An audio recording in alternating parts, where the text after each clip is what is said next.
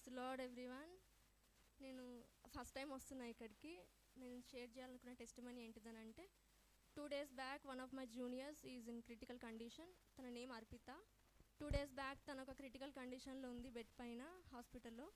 వాళ్ళ పేరెంట్స్ నాకు టెక్స్ట్ చేశారు 1 o'clock ఏమనంటే, Arpita is in critical condition, please pray for her అని.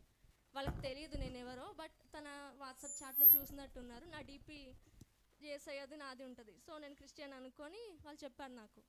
చెప్తే నేను ఒకటే అడిగాను దేవుణ్ణి. వాళ్ళు అన్య కుటుంబం నుంచి వచ్చారు.